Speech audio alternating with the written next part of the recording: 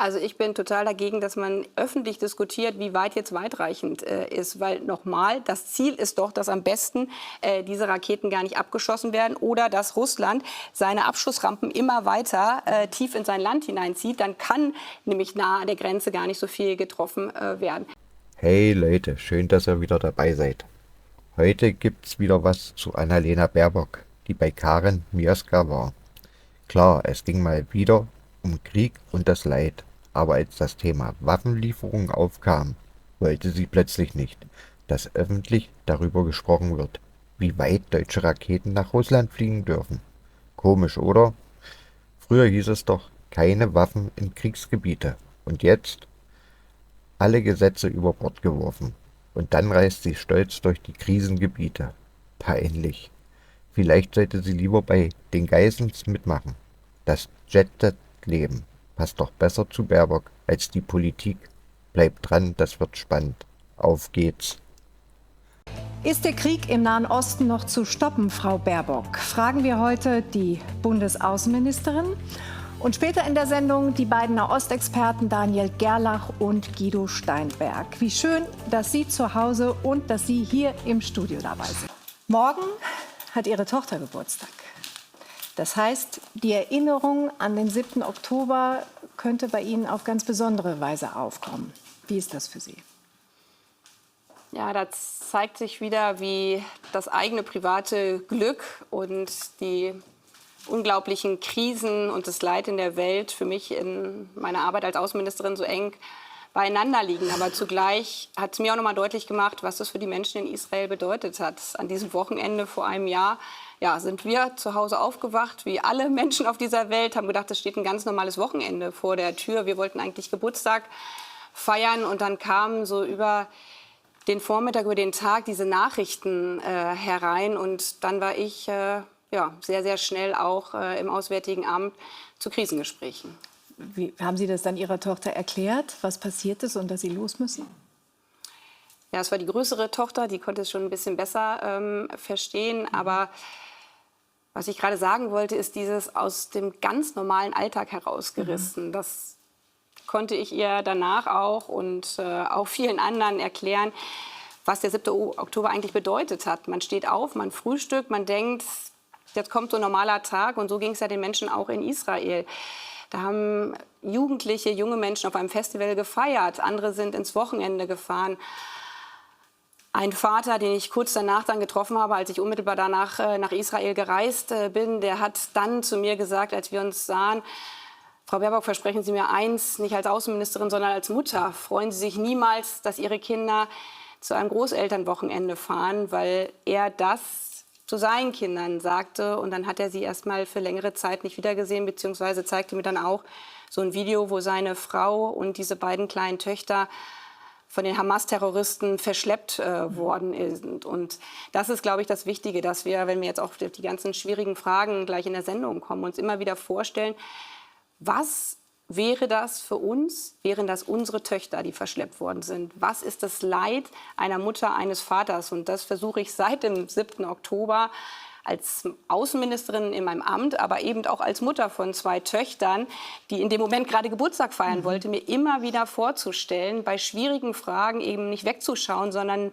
immer wieder mir vorzustellen, was würde ich von der Welt erwarten, wären das meine Kinder, wäre das meine Familie.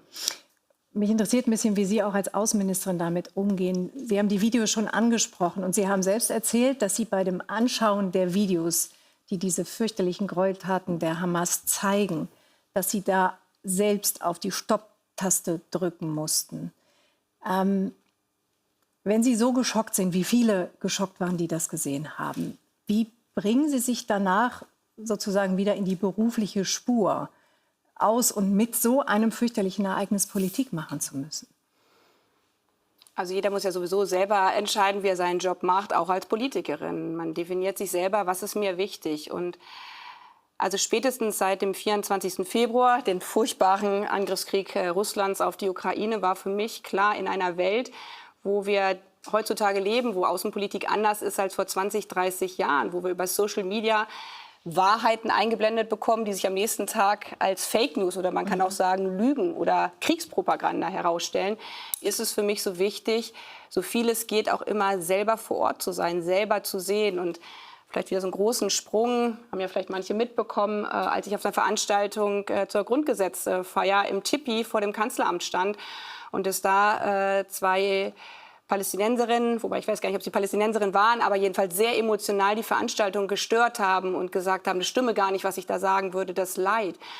Und wenn man selber da gewesen ist, wenn man mit Angehörigen gesprochen hat, ich habe die Fotos dieser beiden Mädchen, ich habe diesen unter Schock stehenden Vater, Ehemann selber gesehen, da muss dann keiner sagen, das stimmt alles nicht. Ich habe es mit meinen eigenen Augen gesehen. Und das ist mir wichtig. Und in dieses Video, aber das möchte ich auch einmal sehr deutlich sagen, bin ich eher halb hineingefallen, weil als ich ein paar Tage nach dem 7. Oktober nach Israel gereist bin, weil es mir wichtig war, die deutsche Solidarität zu unterstreichen, deutlich zu machen, wir stehen in diesem furchtbaren Moment nicht nur an eurer Seite, sondern wir wollen verstehen, was für eine Zäsur das bedeutet. Das war der schlimmste Angriff auf jüdisches Leben nach der Shoah. Das ist eine besondere Verantwortung für uns.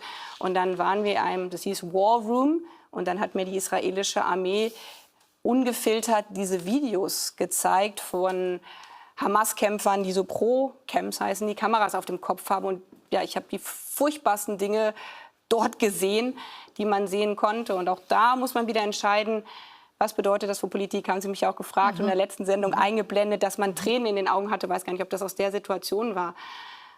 Aber da ist ja immer, wenn man nicht bereit ist, sich diesem Leid zu stellen, wie soll ich dann eine Politik machen, die sich dem Leid stellen muss, die das verstehen muss? Und deswegen ist es mir eben so wichtig, das selber zu sehen, dann einen Schritt zurückzutreten. Und das, was auch für den russischen Angriffskrieg bedeutet, es gibt Situationen, da brennt einem das Herz. Da würde man als Mensch, als Mutter einfach sagen, mach einfach, dass es Stopp ist. Aber ich bin Außenministerin und dann in solchen Momenten, auch wenn einem das Herz brennt, einen kühlen Kopf zu bewahren, das ist in diesen Momenten vielleicht das Schwierigste, aber ist meine Verantwortung für verantwortungsvolle Entscheidungen. Kann man sich darauf vorbereiten? Sie haben den russischen Angriffskrieg angesprochen. Sie waren ja auch unter anderem in Irpin und Butscha relativ schnell nach Beginn des Kriegs und haben gesehen, welche schwersten Kriegsverbrechen die russischen Soldaten dort mit der Zivilbevölkerung verübt haben. Als Sie angetreten sind, das Amt der Außenministerin, wie haben Sie sich darauf vorbereitet, dass die Welt, die da draußen auf Sie warten würde, auch den Menschen Annalena Baerbock verändert? Kann man sich darauf vorbereiten? Ich war ja vorher auch schon Politikerin und ich glaube, Sie haben, glaube ich, schlimme Dinge erlebt in Ihrer Zeit. Aber da bin ich mir, glaube ich, immer treu geblieben. Also ich meine, das habe ich ja gerade gesagt. Jeder muss selber entscheiden, wie er seinen Job macht. Und auch als Abgeordnete des Deutschen Bundestages war es mir wichtig, für die Themen, wo ich zuständig bin, immer ganz nah dran zu sein, mich in Akten ganz tief reinzufressen, auf Deutsch gesagt. Russlandkrieg. Ich hatte ja sehr frühzeitig, als die damalige Bundesregierung die GroKo noch Nord Stream 2 unterstützt hat, das scharf kritisiert. Auch weil ich damals zum Beispiel auf der Jamal-Halbinsel gewesen bin, wo Gazprom das Gas gefördert hat. Ich war dort in Stralsund in der Nähe, wo die Gasleitung angekommen ist. Mir war immer schon wichtig, mir das genau anzuschauen, damit man eben selber weiß, was man gesehen hat. Man hört nebenbei viele Dinge. Manchmal hat Sie das verändert, was Sie gesehen haben? Was würden Sie sagen? Natürlich lässt einen das nicht kalt. Und auch das ist wieder für mich eine Art, Politik zu machen. Wenn man Dinge ausblendet, ignoriert, sich eben nicht vorstellt. Und ich glaube, das tun manche bewusst bei furchtbaren Verbrechen, die man sieht, damit man keine Emotionen zeigt. Weil das die Art ist, wie man Politik machen will. Dann denkt man an was ganz anderes. An Fußball-Bundesliga oder an das Wetter, um emotional nicht drauf zu reagieren. Ich glaube, das spüren Menschen, Gesprächspartner spüren das. Und man macht auch anders Politik. Also wenn ich mir zum Beispiel einige der Äußerungen, weil Sie ja Russland gerade angesprochen haben, von einigen Politikern in Deutschland immer wieder auch natürlich anhöre, die Ukraine, ja, dann verteidigt sie sich halt nicht mehr. Vielleicht waren all diese Politiker bewusst noch nie in der Ukraine, weil sie wissen, wenn sie selber hinfahren würden, wenn sie mit Kindern, die in einem Kinderkrankenhaus von einer Rakete getroffen worden sind oder mit einem Kind, was verschleppt worden ist von den Russen aus der Ostukraine, und das Kind einem sagt, wie bei mir in dem Fall, eine 15-Jährige, Frau Baerbock, bitte versprechen Sie mir eins. Vergessen Sie die anderen Kinder nicht, die weiterhin verschleppt sind. Geben Sie sie nicht auf. Gehen Sie nicht in eine sogenannte Frozen Conflict, wo die Kinder einfach vergessen werden. Und Da treffen andere Politiker offensichtlich andere Entscheidungen, wenn man dann sagen kann, naja, gucken wir mal zu, wenn wir keine Waffen mehr liefern an die Ukraine, was passiert. Und die fahren dann aber auch nicht hin in die Kriegsgebiete und stellen sich diesem Leid. In diesem Konflikt versucht der Kanzler jetzt nach, ich glaube, fast 2 Jahren Funkstille, oder zumindest erwägt er es wieder, mit dem russischen Präsidenten zu telefonieren. Der hat ihn jetzt sehr kalt abblitzen lassen, hat gesagt, nö, gibt es im Moment nicht zu besprechen. Warum glauben Sie, in Ihren Augen ist das jetzt gerade ein guter Moment zu telefonieren? Da sind der Kanzler und ich sehr eng abgestimmt. Wir haben immer wieder gemeinsam, natürlich bei den ganzen Unterstützungsmaßnahmen, uns gefragt, wann ist es wichtig, mal wieder zu sprechen. Und ich wurde auch gefragt, warum telefonieren Sie eigentlich nicht mit Herrn Lavrov? Weil es nur Sinn macht zu telefonieren, wenn man dadurch auch was erreichen kann. Entweder direkt vom russischen Präsidenten zu hören, ob er bereit ist, endlich an den Verhandlungstisch zu kommen. Und auch diejenigen, die jetzt suggerieren, wir als Europäer, wir als Deutsche, der Kanzler oder ich wären nicht intensiv genug am Frieden interessiert. Ich meine, dass Putin noch nicht mal bereit ist, mit dem deutschen Bundeskanzler zu telefonieren, zeigt doch, dass er offensichtlich in diesem Moment keinen Millimeter über Frieden nachdenkt, sondern das tun will, was er öffentlich auch verkündet, nämlich weiterhin die Ukraine in Schutt und Asche zu legen. Und das heißt, was will man erreichen jetzt, wenn man mit ihm telefoniert, obwohl er gar nicht sich bewegen will? Na, was erwarten Sie von so einem Telefonat? Allein, das klingt zwar klein, aber in diesen Zeiten bedeutet Diplomatie natürlich auch immer Schlimmeres zu verhindern. Das will man zum Beispiel erreichen. Deswegen fahre ich auch immer wieder in die Ukraine, reden wir mit unterschiedlichen Akteuren, auch indirekt über 3 Kanäle mit russischen Akteuren vor Ort, zu verhindern, dass die ganze Energieversorgung der Ukraine zerstört wird. 2/3 sind schon zerstört. Und in so einem Telefonat gegenüber Putin deutlich zu machen, dass mit Blick auf die internationale Arbeit es essentiell ist, zum Beispiel auch die Chinesen in ihrem Vorschlag für Frieden als einen der wichtigen ersten Schritte dort verankert haben, dass kritische Infrastruktur nicht getroffen wird. Das hätte man dem Kanzler, der Kanzler dem russischen Präsidenten deutlich gemacht. Nochmal, dass der russische Präsident noch nicht mal bereit ist, jetzt zu telefonieren, das war er ja vor einiger Zeit noch, zeigt leider, dass all das, was er immer wieder auch in Fernsehinterviews sagt, dass er das realisieren will. Und das zeigt eben für uns, dass wenn wir die Ukraine nicht weiter unterstützen würden, die Ukraine, die Menschen in der Ukraine, fast 40 Millionen Menschen, die dort weiterhin leben, dass sie dieser brutalen Gewalt einfach schutzlos ausgeliefert sind. Und das können wir und das wollen wir nicht verantworten. In der Ukraine-Unterstützung gibt es, um es vorsichtig zu formulieren, in den Details zum Teil Unterschiede zwischen Ihrer Einschätzung und in der Einschätzung des Kanzlers. Zum Beispiel, was die Erlaubnis betrifft, auch deutsche Waffen der Ukraine zu erlauben, mit deutschen Waffen auch Angriffsziele auf russischem Gebiet zu treffen. Da hat sich der Kanzler folgendermaßen in New York dazu geäußert. Klar ist auch, dass wir bei unserer Unterstützung immer sehr fokussiert sind, was wirklich hilft und was notwendig ist. Und dass wir ein paar Entscheidungen für uns getroffen haben, die für mich sehr klar sind. Dazu gehört auch, dass Deutschland keine Aufhebung von weitreichenden Beschränkungen vornehmen wird. Das ist mit meiner persönlichen Haltung nicht vereinbar.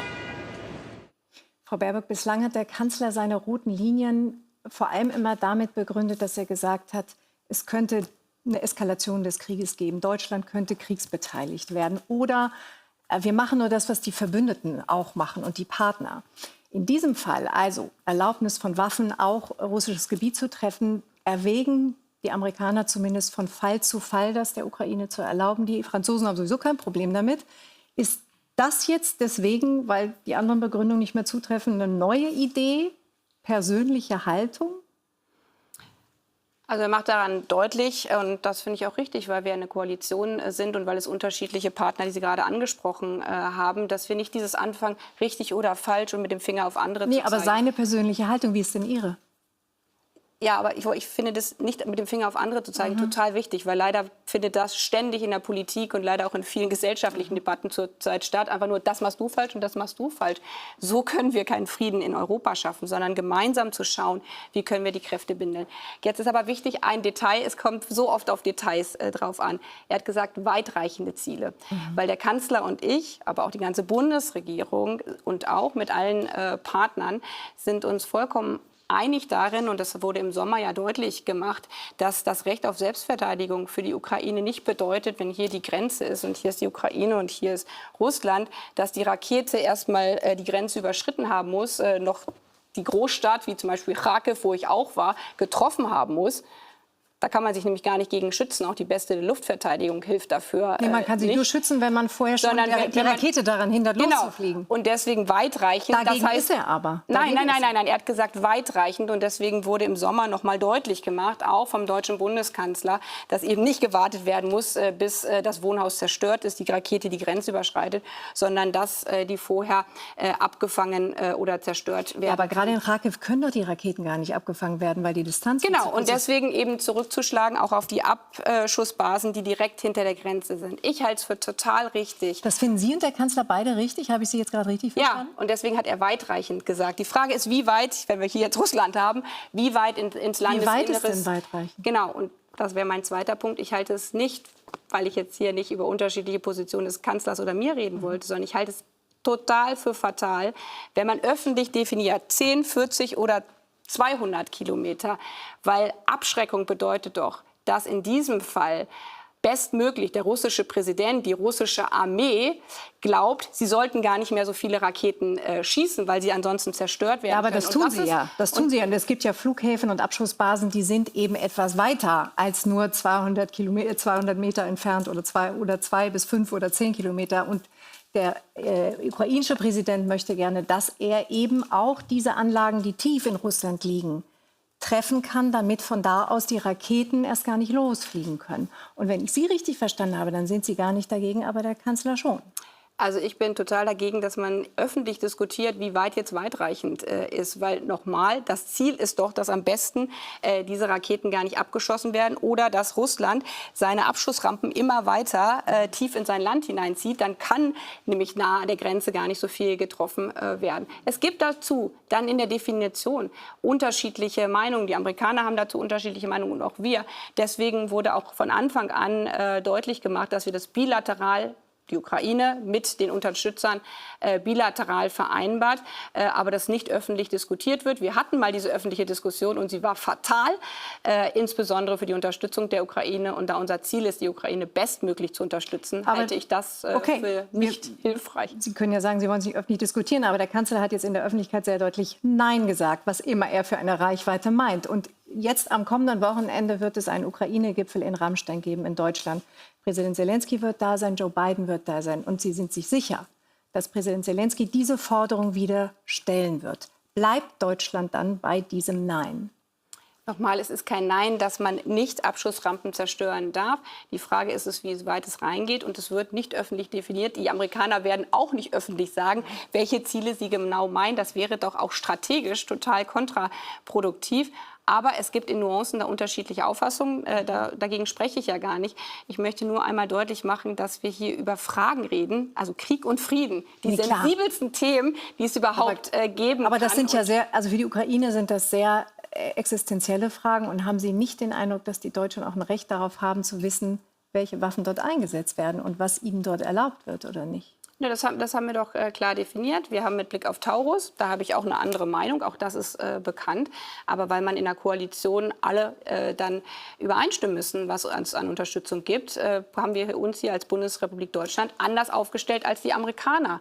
Aber nochmal, das bedeutet doch nicht, dass das jetzt irgendwie ein Thema ist, was man den ganzen Tag rauf und runter diskutieren muss, sondern für die Ukraine ist essentiell, dass sie die bestmögliche Unterstützung bekommen. Und dann bekommen sie von den Franzosen und den Briten weitreichende Waffen. Von uns bekommen sie insbesondere Luftverteidigung. Das weiß auch die Öffentlichkeit. Deswegen ist es überhaupt gar keine Geheimniskrämerei, sondern Deutschland ist vor allen Dingen im Luftverteidigungsbereich bestmöglich aufgestellt. Hier liefern wir alles, was wir in dem Bereich liefern können. Andere Länder, dafür haben wir geworben, der Verteidigungsminister und ich, dass andere auch Patriot-Systeme, also die Systeme, die wirklich zivile Infrastruktur schützen können. Da waren zum Beispiel auch nicht alle Länder bereit, so viel zu geben wie Deutschland. Aber auch hier gilt für mich, da fange ich doch jetzt nicht an, über diese Länder herzuziehen, sondern wir müssen gemeinsam schauen, wie wir bestmöglich im Team für den Frieden die beste Unterstützung erreichen können. Ich wollte auch nicht, dass Sie über Länder herziehen. Darf ich jetzt feststellen, Sie bleiben im Gespräch mit Präsident Zelensky über die reichweitenstarken Waffen? Im Gespräch sind wir sowieso die ganze Zeit, aber ich habe jetzt ja mehrfach gesagt, vor allen Dingen müssen wir von deutscher Unterstützung eine gemeinsame Linie als Bundesregierung in dem Fall haben. Und die Amerikaner werden ihre Unterstützung zusagen, die Franzosen, und wir werden unsere Unterstützung zusagen. Und da hat der Kanzler ja deutlich gemacht, man kann die Waffen zur Verteidigung auf Militärbasen auch nach Russland hinein nutzen. Und wie weit das geht, das definieren wir nicht öffentlich. Haben wir verstanden. Es gibt eine kleine Fragerunde mit der Bitte, Sätze zu vervollständigen. Machen Sie das mit? Das kommt drauf an, wenn es nein, die Welt ist einfach so komplex und wenn es um Schwarz oder Weiß, ja oder nein es geht hier bei gar nicht manchen Themen Es ist ganz einfach. Als am vergangenen Donnerstag zu den Einheitsfeiern in Schwerin überraschenderweise in der ersten Reihe Gerhard Schröder platziert wurde, seines Zeichens Altkanzler und manche würden auch sagen Kreml-Lobbyist, da sehen wir das Foto. Nur 4 Plätze entfernt von Ihnen, da sieht man Sie neben Hubertus Heil, ganz außen links sitzt der Altkanzler in der allerersten Reihe, also neben den aktuellen Regierungsmitgliedern. Da dachten Sie? Ich habe ihn erst gar nicht gesehen, deswegen ist mir das erst später aufgefallen und da habe ich geschluckt. Warum? Ja, wegen all dem, was Sie gerade beschrieben haben. Ich habe ja nur gesagt, der Mann hat ihn da hingesetzt. Sie haben geschluckt und gedacht, keine gute Idee, in die erste Reihe zu setzen. Kurze Antworten waren ja gewünscht. Ich habe geschluckt. Dass nun die Ministerpräsidenten aus Sachsen und Brandenburg und der CDU-Politiker Vogt in einem Gastbeitrag in der FAZ einen Waffenstillstand in der Ukraine fordern, ist für Sie? In dem Sinne verwunderlich, dass wir seit 2,5 Jahren alles dafür tun, dass wir endlich zu Frieden kommen. Und dass erneut, ich meine, das schreiben die ja nicht zum ersten Mal, sondern zum x-ten Mal, suggeriert würde, als würde es an Europäern liegen, dass wir nicht an einem Verhandlungstisch sitzen. Deswegen habe ich gerade so deutlich gemacht, selbst wenn der Putin noch nicht mehr bereit ist zu telefonieren, frage ich mich, wie die 3 Herren auf den Trichter sein können, dass man jetzt die deutsche Bundesregierung, die Europäer oder gar die Ukraine noch weiter herausfordern muss. Und das ist genau das, was ich zu Beginn meinte. Ich würde mir wünschen, und vielleicht kann ja der eine oder andere Herr mich einmal begleiten bei meinen Reisen in die Ukraine, einmal dorthin zu fahren, einmal selber zu sehen, was eigentlich dort vor Ort ist. Am Ende dieses Gastbeitrags, da sehen Sie, dass mich das schon auch stark beschäftigt. Warum beschäftigt es mich so? Weil es in diesen so schwierigen Zeiten eben diese simplen Antworten, die vermeintlich simplen Antworten uns kein Deut voranbringen. Am Ende Ihres Beitrags schreiben Sie dann sogar, man solle doch mal stärker auf die Osteuropäer hören, die Balten und die Polen. Die Balten und die Polen sind ausgerechnet diejenigen, die mich immer wieder fragen, können wir uns auf Deutschland verlassen? Es gibt mehrere Ministerpräsidenten, die sagen, man sollte die Ukraine nicht mehr unterstützen. Also selbst das geht dann in dieser, weiß ich gar nicht, wie ich das nennen soll, in dieser Debatte, die nur auf Innenpolitik fokussiert, so verloren, dass man selbst seine europäische Solidarität plötzlich in Frage stellt. Es könnte sein, dass die mit dem BSW koalieren wollen. Und deswegen kommen wir noch zu der nächsten Frage. Hier sitzt jetzt die amtierende Außenministerin, dass Sarah Wagenknecht glaubt, über den Außenausschuss des Bundesrats Außenpolitik machen zu können. Ist in Ihren Augen? Über den Außenausschuss? Des Bundesrats Außenpolitik machen zu können. Weil sie glaubt, dort könnten die Ministerpräsidenten dann sich dafür einsetzen, dass bitte sehr bald keine Waffen mehr geliefert werden. Auch Sie lade ich herzlich ein, mal gemeinsam in die Ukraine zu reisen, um dann noch mal darüber zu sprechen, ob wir wirklich einfach nur zusehen sollten, wie die nächste Rakete auf ein Kinderkrankenhaus oder auf eine Schule fällt. Dass Sie in einem CNN-Interview gesagt haben, Sie wollten nicht noch einmal als Kanzlerkandidatin antreten, weil Sie als Außenministerin angesichts der Krisen in der Welt zu eingebunden seien, ist eine schlechte oder gute Ausrede? Ich glaube, eine gute Nachricht für die Außenpolitik und auch für mich. Ja, hören Sie mal, Olaf Scholz hat auch ein paar Dinge zu tun, ne? Und der wird auch Wahlkampf machen können. Ja, aber die Außenministerin, der prioritäre Job einer Außenministerin ist Außenpolitik. Der prioritäre Job eines Bundeskanzlers ist auch viel noch im Inland zu sein. Das heißt ja nicht, dass andere nicht weniger zu tun haben. Ganz im Gegenteil. Der Kanzler hat die ganze Innenpolitik noch. Aber meine Aufgabe als Außenministerin, das ist ja mein Jobprofil, ist in der Welt unterwegs zu sein. Genau, was war die Begründung dafür, dass Sie nicht noch mal als Kanzlerkandidatin antreten? Und da haben wir uns ein bisschen gewundert, weil Sie hätten auch einfach ehrlicherweise sagen können, ich war schon mal dran, da lief es nicht so gut. Jetzt macht das der andere. Ja. Gut. Das war eine kurze, ehrliche Antwort. Danke, Frau Baerbock.